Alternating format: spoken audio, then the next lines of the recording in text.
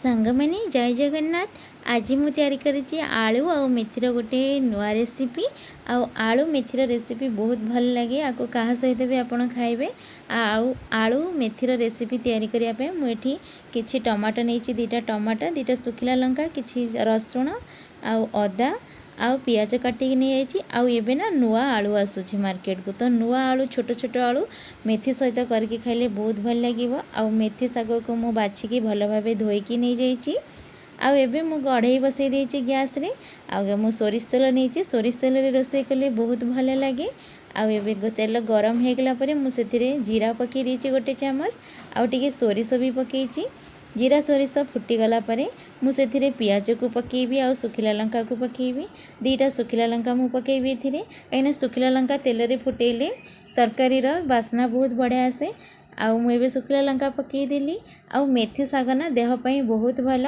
मेथी शाग को कहा सहित भी बनईकी खाईपर, रोषे करके डाली रे पकई खाईपर, भाजिकी खाईपर, तार चुड़चुड़ा बनई खाईपर। आ रुटी पराठा भात कहा सहित भी खाइबे भल लगे।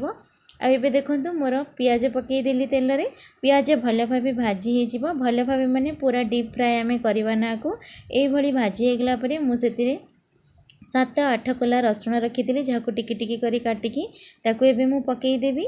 रसुण को पकईकी टिके भाजीदेला तापरे से रसुण भाजी हो रसुणर स्मेलटा बहुत भल लगे मेथी सागरे।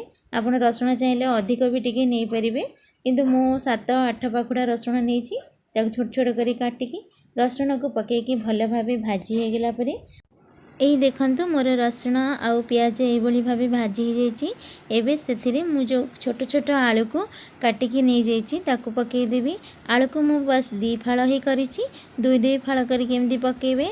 आलू को एमती या सहित भाजबे, भाजू भाजू ये पूरा सीझीज आमती ही भाजबे। ए पानी देबे ना, ता ये तेल ही ताकू भाजबे घोड़े घोड़े का। 10 मिनिट टाइम लगे भाजी हाँपाई। एबे मुझे टे ढांकुणी घोड़े देवी, कारण घोड़े देले जल्दी आमर सीझीज। से मुझे हलदी आ लुण पकईदेवी। लुण पकईले जल्दी आहरी जल्दी सीझीब। एबे मु ढांकुणी घोड़े दूची। आबे 5-7 मिनिट हो गला। मु ढांकुणी खोलिकी देखुची। देखंतु आलू एबे केते सीझीची मु आपण मानकु देखौची। आलू एमती अधा अधी सीझीगलानी, आउ टिके सीझीब। ए स्टेज रे मु एथिरे अदा पकईदेवी। अदाटा को आपण पछरे टिके पकईबे, यार फ्लेवर आहुरी भल आसीबो। मु एबे अदा जो छोट छोट पीस करके रखीची ताकू पकईदेवी। ताकू पकईकी एबे आउ 5 मिनिट आकू भाजीबी। एमिति मु आकू आउ 2-3 मिनिट घोड़ेकी रखिली। एबे मु टमाटो पकईदेवी। टमाटो को पकईकी टिके भल भावे भाजी नेबा आलू सहित। मु एठी 2टा टमाटो नीची, छोट साइज टमाटो। आ ये टमाटो सॉफ्ट है पर्यंत आपको भी टिके पकईकी भाजवा। टमाटो को पकईकी भल भाव गोले सारा मुझे घोड़े दूची आउ 2-3 मिनिट पाई। टमाटो भल भाव जल्दी नरम हो। आबे देखो टमाटो मोर भल भाव आलू सहित मिसीगला आ नरम हो गला। आबे देखो आलू गोटे मुझे देखा आपण को आलू भी भल भाव सीझीगला। बहुत गरम अच्छी हाथ में धरी होनी। मु जल्दी जल्दी करके देखईदेली। आलू पूरा सीझी जाइए। आ नुआ आलू एमती करी खाइबा को बहुत भल लगे। नुआ आलूदम जेमिति भल लगे सेमती ए नुआ आलू मेथी शाग भजा भी बहुत भल लगे। आबे मुझे मेथी पत्र पकईदेली। मेथी पत्र को पकेला परे आमे ढांकुणी घोड़ेबा ना। मेथी पत्र जो हल्का पिता अंश थिबो ताकू जदि आमे ढांकुणी न घोड़े एमिति भाजीबा आलू सहित ताहले से जमा भी पिता लगीबनी। आ मु एमती ढांकुणी न घोड़े कि ही मेथी पत्र को भाजीबी। आलू सहित मेथी पत्र मोर देखंतु बहुत भल भाव भाजी होगला। मु बिल्कुल भी एथिरे ढांकुणी घोड़ेनी, सेमिति ही भाजीची। आउ ये 5 मिनिट भितर मेथी पत्र पूरा सॉफ्ट हो आलू सहित पूरा मिसीगला। देख केते अल्प होगला। आउ एबे मु ताको लास्ट रे सेथिरे गरम मसला पकेबी, आउ टिके धनिया पाउडर पकेबी। धनिया पाउडर पकेकी भल भावे मु गोळेई नेबी।